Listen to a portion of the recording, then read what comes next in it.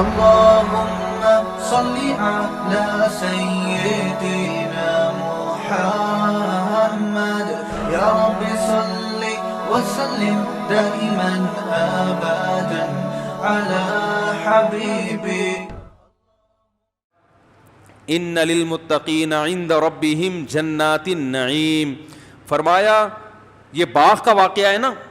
اللہ فرماتے ہیں جو لوگ تقوی اختیار کرتے ہیں ان کے لیے ان کے رب کے پاس عیش و عشرت کے باغات ہیں. جس کے پاس ابھی باغ نہیں ہے نا وہ پریشان نہ ہو. دنیا کا باغ اللہ بسا اوقات دیتے ہیں, وہ آزمائش ہوتا ہے. تو جن لوگوں کے پاس باغ نہیں ہے, ان کے پاس خوبصورت باغات اور یہ نہریں اور یہ سب کچھ نہیں ہے ان کے پاس, اللہ فرماتے ہیں وہ ٹینشن نہ لیں. اگر تقوی اختیار کرو گے تو اللہ تمہیں کیا دے گا؟ بہترین باغات دے گا. نہیں کرو گے جو باغات ہیں وہ بھی تم سے چھین لے گا. موت کی شکل میں بھی تو چھن جاتا ہے نا باغ. دنیا میں نہیں چھینا تو کب چھینے گا بھائی؟ مر گئے تو سب ختم. اب فوراً سوال پیدا ہوتا ہے ان للمتقین عند ربہم جنات النعیم. فوراً اللہ کو پتہ ہے نا بہت سے لوگ کہیں گے یار یہ معاذ اللہ سیاسی وعدے ہیں اللہ تعالیٰ کے ہیں. بھائی اللہ میاں نے وعدے کیے ہوئے تقوی اختیار کرو, نماز پڑھو, زکوٰۃ دو, روزہ رکھو, خوب صدقات و خیرات کرو, جیسے وہ باغ والوں کو اللہ نے کہا نا خوب کرو. تو ہم بھی اگر صدقے کر دیں گے پتہ نہیں وہ باغ کا واقعہ صحیح ہے یا غلط. جیسے ماں باپ بعض دفعہ جھوٹی کہانیاں بھی گڑ گڑ کے بچوں کو سناتے ہیں نا انسان کا بچہ بنانے کے لیے. ارے بتاتے ہیں نا بیٹا دیکھو وہ کچھوے اور خرگوش کا واقعہ نہیں سناتے کہ چستی کے کتنے فائدے اور استقامت کے کتنے فائدے. پہلے یہ واقعہ بہت سنایا جاتا تھا. دیکھو استقامت سے بچوں کوئی کام کرو پابندی کے ساتھ تو جیت تمہاری ہے, اور اگر جلد بازی میں کیا لیکن پابندی سے نہیں کیا تو ہار جاؤ گے. اس کے لیے موٹیویٹ کرنے کے لیے والدین بچوں کو کیا سناتے ہیں؟ ایک دفعہ کا ذکر ہے سناتے تھے, اب تو ڈرامے کے علاوہ اب تو وہ موبائل پکڑا دی ہیں وہ بچہ وہ پتہ نہیں ڈوریمون اور کون سے کارٹون وارٹون دیکھ رہے ہیں. ونس اپون اے ٹائم والدین اپنے بچوں کو یہ سنایا کرتے تھے کہ دیکھو ایک تھا کچھوا اور ایک تھا, ہم نے بھی سنی ہے بچپن میں یہ کہانی, ایک کیا تھا؟ خرگوش. دونوں کی ریس ہوگی تو کون جیتے گا؟ ظاہر مثال کیسی خاندانی ہے. دیکھو خرگوش کی مثال بلی کے ساتھ لے آتے, پھر بھی جیتنا کس نے تھا؟ خرگوش نہیں جیتنا تھا نا بھائی. یار پتہ نہیں کیا ہو گیا آپ لوگوں کو یار.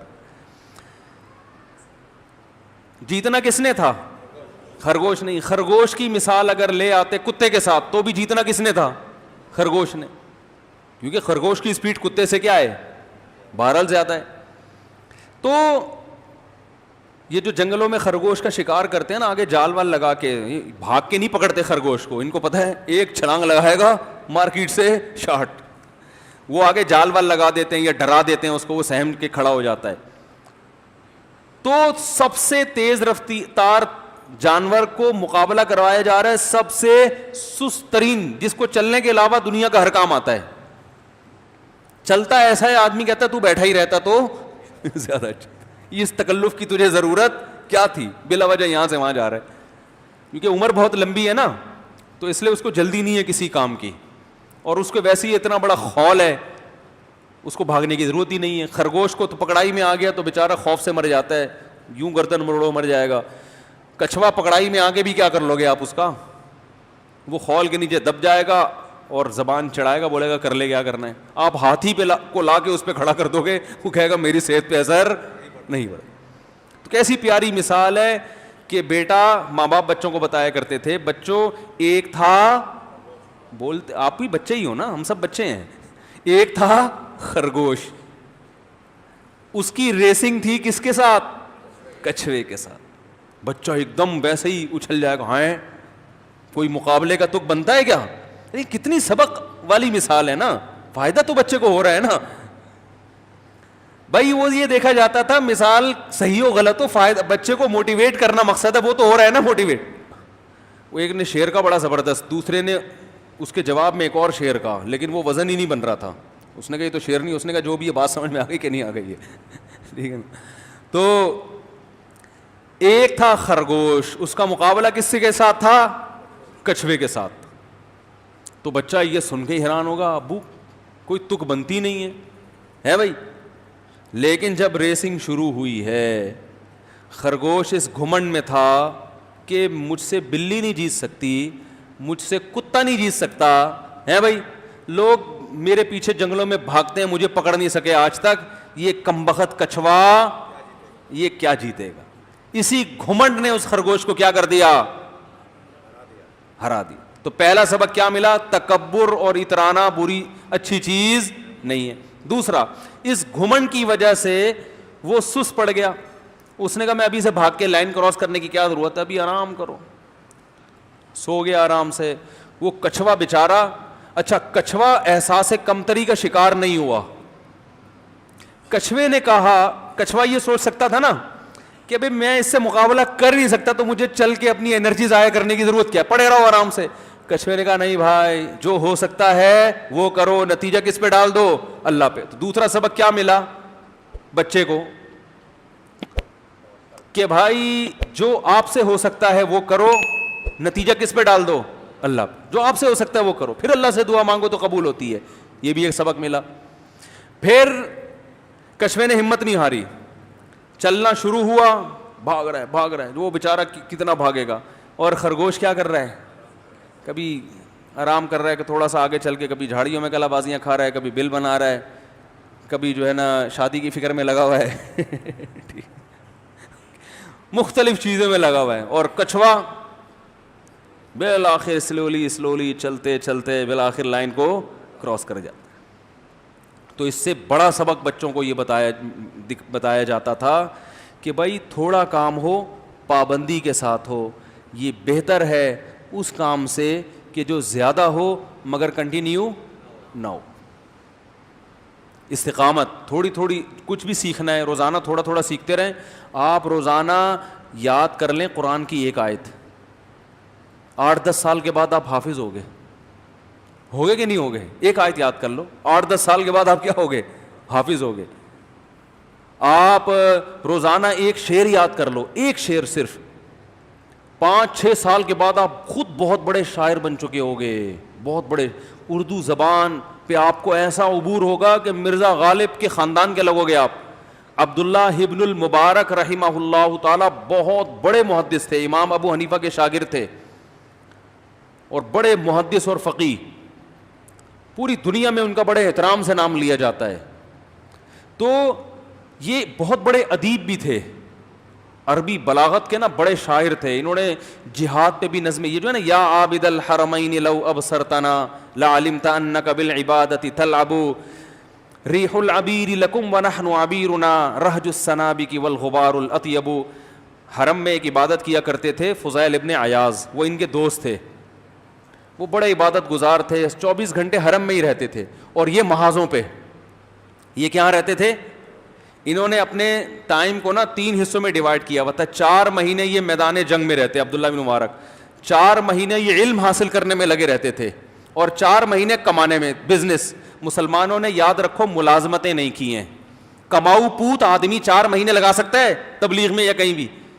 ارے جو ملازم ہے, جس کا کام باس کے بارے میں یعنی آپ خود سمجھ لیں, تو وہ تو یس سر جی سر میں لگا رہے گا نا. کیا خیال ہے بھائی؟ تو بزنس, سارے صحابہ تاجر تھے بھائی. اگر ملازمت کی ہے انہوں نے تو ایسوں کی ملازم بنے جن کا کوئی بڑا ویژن ہو. جیسے فوج میں بھرتی ہو گئے تو ان کا تو ویژن بڑا تھا نا کہ بھائی سرحدوں کی حفاظت. یا کوئی ڈاکٹر اگر ملازم ہے تو وہ پھر وہ بھی ٹھیک ہے کیونکہ ویژن بڑا ہے لوگوں کی صحت. لیکن یہ جو دفتروں میں صرف ویژن کیا ہے, شیمپو کی بوتلیں پوری دنیا میں تقسیم کرنا, اس شیمپو کمپنی میں آپ کیا کر رہے ہو, یہ کیا ہے بھائی؟ یہ کون سی ملازمت کر رہے ہو؟ تو کرتے رہو, چھوڑو نہیں, ورنہ اس سے بھی جاؤ گے. لیکن ایک مثال دے رہا ہوں, یہ کوئی بلند ذوق نظر نہیں ہے, سمجھ رہے ہو؟ پیپسی کولا میں مینیجر لگا ہوا ہوں میں. ابے تو پیپسی دنیا میں پھیلا کے کیا قوم کی خدمت ہو رہی ہے؟ یہ صرف کمانے کا ذریعہ ہے. تو آپ مینیجر ہو, آپ بھی کما رہے ہو, قوم کی خدمت نہیں ہے, اس سے کوئی بڑا ویژن نہیں ہے. تو دیکھو جاب کرو ایسے آدمی کی جس کا بڑا ویژن ہو, ورنہ اپنا کاروبار, پھر اپنی پیپسی بناؤ, پھر زمزم کولا وہ نہ بناؤ, کچھ اور بناؤ. تو کاروبار کرو, بزنس کرو. صحابہ سارے تاجر تھے, تبھی تو اربوں اربوں روپے کے سرمایوں کے مالک تھے. اور انہیں جو زمینیں لے کے وقف کی ہیں حضرت عثمان نے, آج بھی مدینہ منورہ میں حضرت عثمان کے باغات, حضرت عمر کے باغات موجود ہیں. کتنا بڑا صدقہ جاریہ. یہ باغ بزنس سے انسان خرید سکتا ہے, جاب سے نہیں آتے باغات. جاب سے تو بیچارہ اسی پہ خوش ہوتا ہے, 1 لاکھ روپے مل گئے. آج بیگم, آج تو باس نے مجھے 1.5 لاکھ روپے دیے, کیونکہ آج آپ نے مکھن زیادہ لگایا تھا. اگر باس کے سامنے آپ اپنی خودداری کے ساتھ بات کرتے تو وہ 1 لاکھ بھی.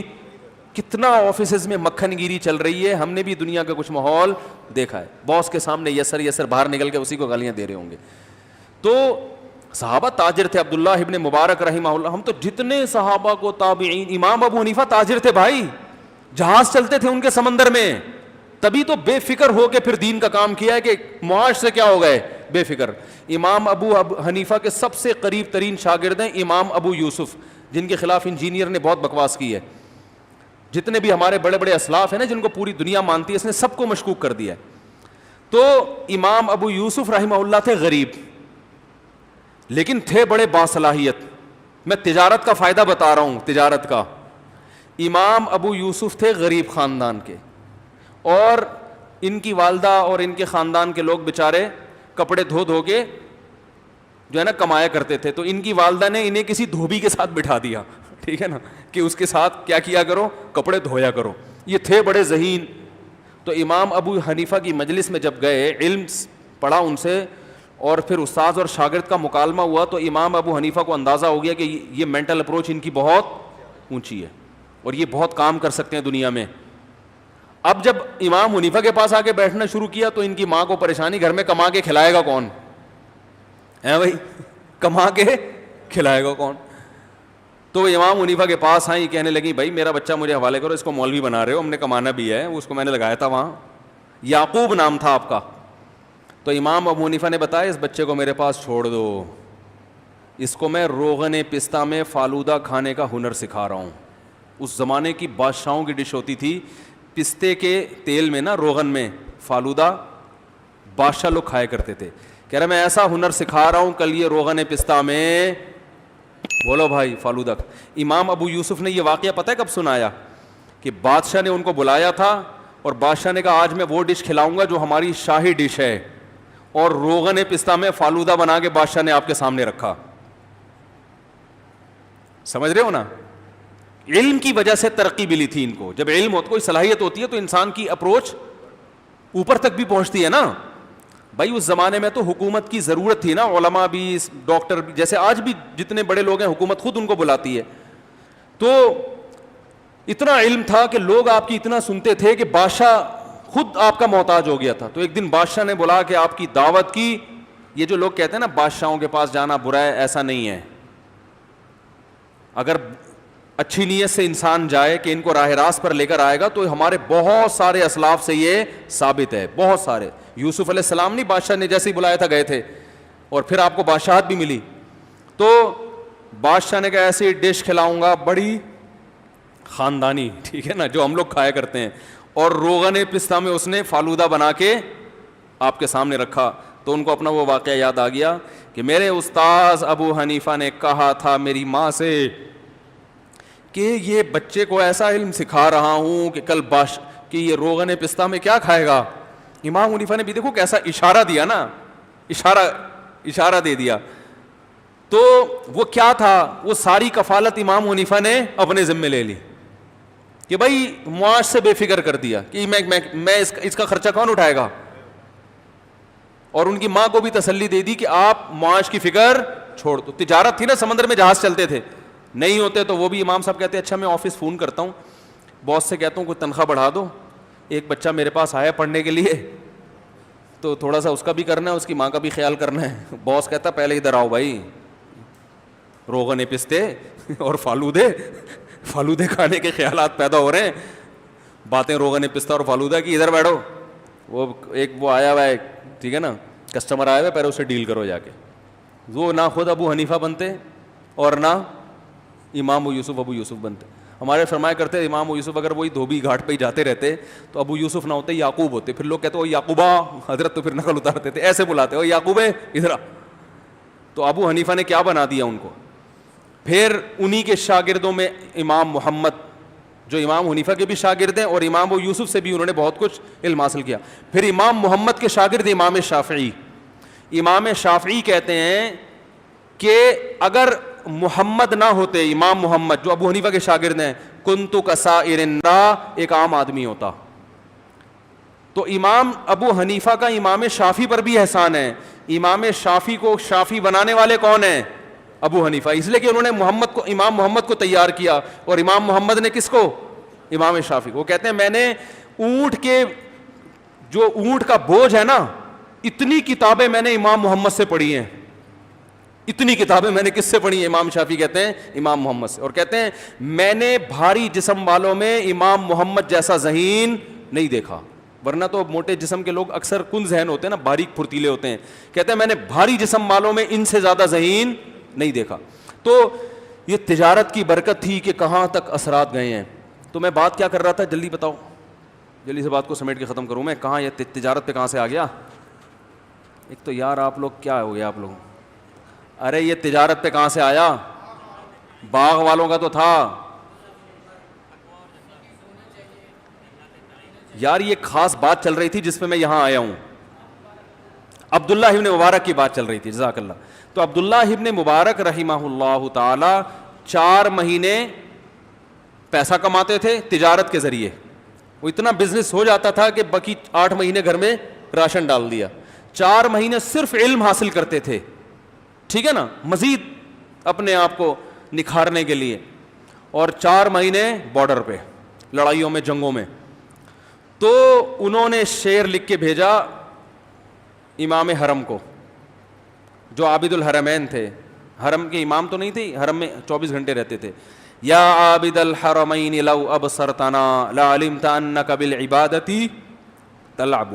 اے حرمین میں بیٹھ کے عبادت کرنے والے, اگر تو ہماری زندگی کو دیکھ لے تو تجھے لگے گا کہ تو عبادت, تیری عبادت ایک کھیل ہے, ہمارے مقابلے میں وہ کیا ہے؟ کھیل ہے. اور من کان یخضب خدہ بدموعہ فنحورنا بدمائنا تتخضب. تمہیں فخر ہے اس پر کہ تم اللہ کے خوف سے رو کر اپنے رخساروں کو آنسوؤں سے بھگوتے ہو, اور ہم اپنے رخساروں کو خون سے تر کرتے ہیں. مجاہد کی تو زندگی ہوتی ہے بھائی. اس لیے میں کہتا ہوں یہ جو بارڈر پہ ہمارے فوجی ہیں نا, ان کو برا بھلا مت کہا کرو, یہ بھی بڑی قربانیاں دے رہے ہیں. ہر چیز آپ کے سامنے آتی نہیں ہے. اور جو ہمارے مجاہدین ہیں, جو بھی ہیں, جو بھی اللہ کی راہ میں لڑ رہا ہے کسی بھی عنوان سے, اس کا اللہ کے ہاں اس کا چھوٹا مقام نہیں ہے. اللہ نے خود قرآن میں کہہ دیا کہ جو بیٹھنے والے ہیں وہ لڑنے والوں کے برابر ہو ہی نہیں سکتے. لا یستوی القاعدون من المؤمنین غیر اولی الضرر, کہ جو بغیر کسی عذر کے پیچھے بیٹھے ہوئے ہیں اور جو آگے لڑ رہے ہیں, اللہ کے ہاں دونوں برابر ہو ہی. بھائی ایک آنسو بہا رہا ہے اور ایک خون بہا رہا ہے, تو کیسے دونوں برابر ہو سکتے ہیں؟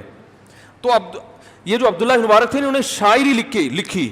تو جیسے ہی فضیل ابن عیاض کے پاس گئی, وہ خط آنکھوں پہ لے کے روتے رہے اور کہنے تم نے سچ کہا. تو یہ جو بلاغت ہوتی ہے نا کلام میں, یہ عبداللہ بن مبارک میں پیدا کیسے ہوئی؟ عبداللہ بن مبارک نے امام ابو حنیفہ کی شان میں بھی پورا قصیدہ لکھا ہے, ان کی شان میں بھی قصیدہ لکھا ہے. تو یہ بلاغت کیسے پیدا ہوئی ان میں؟ کیوں؟ وہی بات کچھوے اور خرگوش کی مثال ایسے پیدا ہوئی کہ اب اتنا ٹائم تو نہیں تھا نا کہ باقاعدہ شاعر بنانے کے لیے ابا بٹھا دیتے کسی سینٹر میں کہ اس کو شاعر بناؤ, تو باقی چیزیں تو نہیں بنتے پھر وہ, اور صرف شاعری بن جائے آدمی, بیچارے کا حال کیا ہوتا ہے. تو ان کو کیا کہا ان کے والد نے کہ بیٹا ایک شعر یاد کرو گے 1 درہم ملے گا. چھوٹے بچوں کو تو پیسوں میں لالچ ہوتی ہے نا, تو وہ کہتے ہیں میں اتنے درہم کی ایک لالچ میں نا, بچوں کو جیسے ہوتی ہے, درہم کی لالچ میں روزانہ اشعار یاد کرتے کرتے اتنے اشعار یاد کر لیے کہ خود کیا بن گئے؟ شاعر بن گئے. تو یہ ہے کنٹینیو, روزانہ یاد کرتے کرتے کرتے کیا بن گئے؟ تو آپ بھی اردو کا روزانہ شعر یاد کر لیا کرو. تو روزانہ تھوڑا تھوڑا یاد کرتے کرتے کرتے کرتے کرتے آپ کیا بن جاؤ گے؟ شاعر بن جاؤ گے. کلام میں قدرت حاصل ہو جائے گی آپ کو, زبان پہ قدرت حاصل ہو جائے گی. سمجھتے ہوگے نہیں سمجھتے, آج بولنا کیا چاہتا ہے منہ سے نکل کچھ اور رہا ہوتا ہے. آدمی کہتا ہے بھائی تو جو بولنا چاہ رہا ہے پہلے خود سمجھ رہا ہے کہ کیا بول رہا ہے.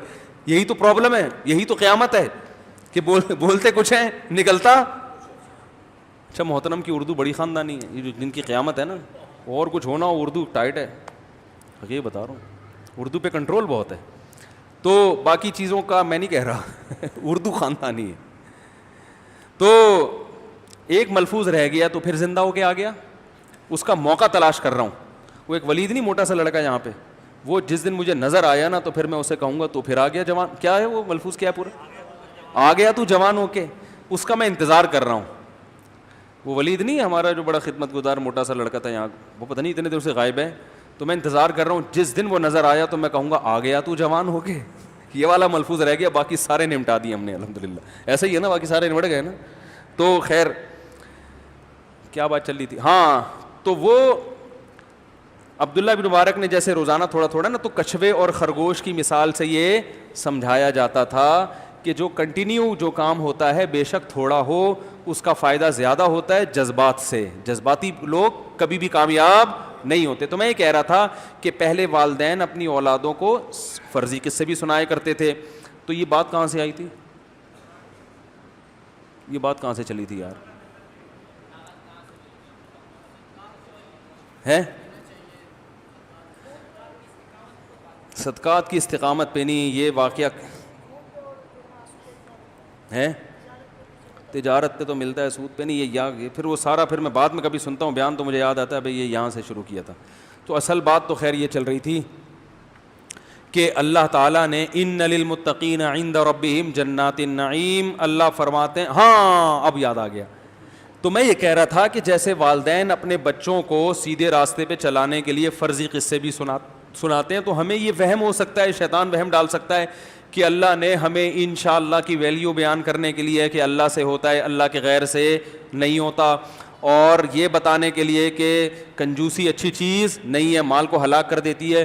تو ہو سکتا ہے اللہ نے باغ والوں کا نقل کفر نباشت ایک فرضی قصہ ہمیں سنا دیا ہو. اللہ نے کہا دیکھو ایک ونس اپون اے ٹائم ایک باغ تھا، ان کے ساتھ ایسا ہوا، تو تم بھی اگر اللہ کی راہ میں خرچ نہیں کرو گے تو تمہارے ساتھ بھی ہو سکتا ہے. تو شیطان ورغلا سکتا ہے نا، ابے یار اللہ میاں نے ایسی پتہ نہیں کوئی واقعہ سنا دیا، پتہ نہیں ہے بھی کہ نہیں ہے، بس ایسے ہی موٹیویٹ کرنے کے لیے، جیسے ہم نے بچوں کو سنا دیا خرگوش اور کچھوے کا. ورنہ ایسا دنیا میں کبھی کچھوے نے یہ ہمت کبھی کی نہیں ہے، نہ خرگوش نے کبھی ایسا کیا کہ کچھوے کو یہ کہو کہ مقابلہ کرو. تو ایسے ہی اللہ سنا دیتا ہوگا واقعات. تو اللہ نے قرآن میں فرمایا ام نجعل المسلمین کالمجرمین. اللہ فرماتے ہیں اگر ایسا نہیں ہے، مستقبل میں جزا اور سزا ملنے والی نہیں ہے، تم جو کچھ کرتے رہو کچھ بھی نہیں ہوگا. تو اس کا مطلب جو ہماری مان کے چلیں گے اور جو ہمیں نہیں مانے، دونوں کا فیوچر ایک جیسا ہونے والا ہے. اللہ فرماتے ہیں کیا یہ مجھ سے توقع ہے تمہیں کہ جو میری مان کے چلے اسے کوئی رزلٹ نہ ملے، ہیں اسے بدلہ نہ ملے، اور جو میری نہ مانے اسے سزا نہ ملے؟ واقعہ رکھ دو ایک طرف. تمہیں واقعہ پہ یقین نہیں آتا نا، جزا اور سزا پہ واقعہ پہ یقین نہیں آتا، اس کو ایک طرف رکھو.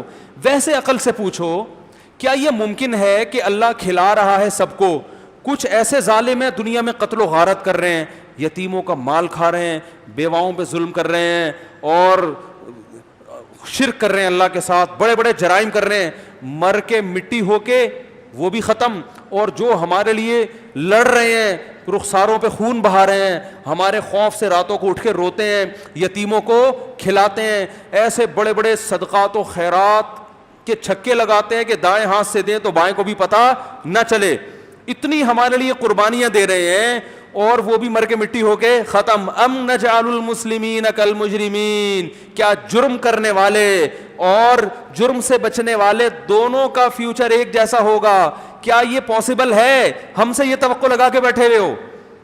ما لکم، آگے فرمایا ما لکم، تمہیں کیا ہو گیا؟ جیسے میں کہتا ہوں نا کیا ہو گیا ہے بھائی، میں نہیں کہتا بیان میں کیا ہو گیا، اللہ یہی فرما رہے ہیں ما لکم، تمہیں ہو کیا گیا ہے؟ کیسی باتیں کر رہے ہو؟ یہ باغ والا قصہ سمجھ میں نہیں آ رہا نہ آئے، کوئی مسئلہ نہیں ہے.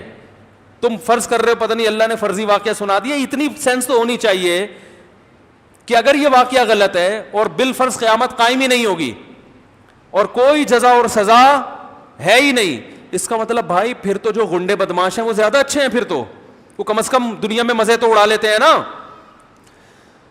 جو زنا کرنے والے وہ زیادہ اچھے ہیں، شادی کرنے والوں پہ تو لطیفے بنتے ہیں. جو ماں باپ کو اولڈ ہوم میں جمع کروانے والے ہیں وہ زیادہ اچھے ہیں. وہ جو بیچارے ٹی بی والے باپ کو بوڑھے باپ کو 10 سال سے کوما ہے, اس کو ٹی بی ہے, وہ گھر میں رکھ کے پال رہا ہے, وہ تو بیوقوف ہے, پھر وہ تو لائف کو انجوائے ہی نہیں کر رہا.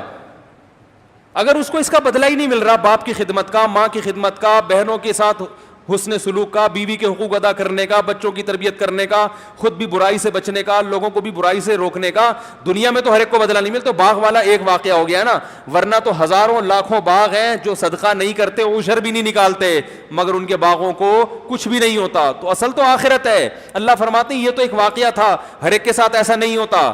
بہت سے لوگ کنجوس ہو کے بھی کما لیتے ہیں پیسہ, لیکن آخرت تو ہے نا. اگر آخرت کا بھی انکار کرتے ہو تو اس کا مطلب ام نجعل المسلمین کالمجرمین, اس کا مطلب ہمارا ایسی اندھیر نگری ہے, ہمارے یہاں ایسی اندھیر چال ہے کہ ہم نے تو ایک حکومت بنا دی اور اس میں جو جرم کرے اس کا بھی کچھ کوئی پوچھنے والا نہیں, اور جو نیکی کرے وہ بھی سب مر کے مٹی ہو کے ختم. اللہ فرماتے ہیں ما لکم, کیا اس انداز ہے بھائی خدا اللہ کا, ما لکم تمہیں کیا ہو گیا, کیف تحکمون کیسے فیصلے کر رہے ہو, کیسی باتیں کر رہے ہو, ما لکم تمہیں کیا ہو گیا ہے. تو بھائی یا تو ہمیں کچھ ہو گیا ہے, نہیں ہوا تو بولو اے اللہ ہم مانتے ہیں کہ جو تیرے فرما بردار ہیں انہیں قبر میں بھی جزا ملتی ہے اور آخرت میں بھی. مر کے مٹی ہو کے باڈی ختم ہوتی ہے, روح ختم نہیں ہوتی. اللہ مانتے ہیں. باقی جو تو دکھانے کی حد تک ختم کر دیتا ہے وہ اس لیے تاکہ غور و فکر کرنے والے تیری آیات پر ایمان لائیں. مشاہدہ کرنے والے وہ تو دنیا میں بھی مشاہدہ کر رہے ہیں نا, دنیا میں مشاہدے سے ہی تو دھوکا ہوا ہے. سود سے نظر آ رہا ہے کہ پیسے مل رہے ہیں, صدقے سے نظر آ رہے ہیں کہ پیسے جا رہے ہیں. مشاہدہ تو یہ کہہ رہا ہے, مشاہدہ تو یہ کہہ رہا ہے کہ جو ظالم ہے وہ ترقی کرتا ہے, ایماندار تو پستا ہے. تو یہ تو سارا غیب کا معاملہ ہے. اگر مر کے مٹی ہو کے ختم نہ ہوتے پھر غیب تھوڑی ہوتا, پھر تو نظر آتا. پھر کون گناہ چھوڑتا بھائی, پھر تو سارے نیک بن جاتے. اگر ہمارے جو کرپٹ قسم کے حکمران ہیں ان کو یہ پتہ چل جائے کہ جتنے پیسے ہم نے کھائے ہیں دنیا میں نہ نکلے تو آخرت میں نکلیں گے, پھر وہ کھاتے پیسے. اگر اللہ نے جو قرآن میں کہا ہے کہ فرعون کو صبح اور شام آگ پہ پیش کیا جاتا ہے نا قرآن میں, یعرضون علیہا غدوا وعشیا, صبح بھی آگ میں جلایا جاتا ہے اور شام کو بھی, قرآن کے الفاظ ہیں. لیکن ہم دیکھنے فرعون رکھا ہوا ہے. اگر یہ ہمیں اللہ دکھا دے تو آج جو وقت کے فرعون ہیں وہ فرعون رہیں گے پھر, اور اگر فرعون کو پچھلے لوگوں کا دکھا دیا جاتا تو پھر فرعون رہتا, وہ تو فوراً توبہ کرتا. اللہ کو یہ والی توبہ قبول ہے ہی نہیں. اللہ کہتے ہیں یہ والی توبہ نہیں چاہیے ہمیں, یہ والی تو فرعون نے مرتے ہوئے کر لی تھی بھائی. ارے جب پہلا غوطہ آیا اور برزخ کی چیزیں فرعون کو نظر آئی ہیں, فوراً کہنے لگا آمنت انہ لا الہ الا الذی آمنت بہ بنو اسرائیل, ایمان لے آیا. اللہ نے کہا اب نہیں. یہ والا غوطہ لگنے کے بعد اور جب فرشتے نظر آ گئے ہیں, یہ والا ایمان نہیں چلے گا, یہ والا نہیں چلے گا. اس سے چند سیکنڈ پہلے لے آتا چل جاتا, سارے گناہ معاف ہو جاتے. تو بھائی اللہ نے یہ سب چیزیں چھپا دی ہیں, لیکن دلائل قائم کر دیے کہ اللہ سے یہ امید مت رکھو اور اتنا بڑا الزام اللہ پہ مت لگاؤ کہ جو مان کے چلے گا, جو ظلم کرے گا وہ بھی ایسا ہی, اور جو مان کے چلے گا وہ بھی ہے. بتاؤ قتل کرنے والا اور زندگی بچانے والا دونوں برابر ہو سکتے ہیں؟ قرآن کہہ رہے جس نے ایک انسان کی زندگی بچائی جیسے پوری انسانیت کی بچا لی, ایسا ثواب ملے گا. دنیا میں ملتا ہے؟ ارے ہم تو یہ دیکھتے ہیں جو زندگی بچانے والا ہے نا, بعض دفعہ اسی پہ قتل کا کیس بنا کے اسی کو لٹکا دیتے ہیں. دنیا میں سب کچھ ہوتا ہے. تو اس لیے اپنا ایمان کو کیا کرو میرے بھائی, درست. نہیں آتا تو پھر اللہ کا یہ سوال بار بار دہراؤ, مالکم تمہیں کیا ہو گیا, کیسی باتیں کر رہے ہو. سمجھتے ہو کہ نہیں سمجھتے؟ نہیں سمجھتے تو بھائی مرنے کے بعد سب سمجھ میں آ جائے گا. اللہ تعالیٰ عمل کی توفیق عطا فرمائے.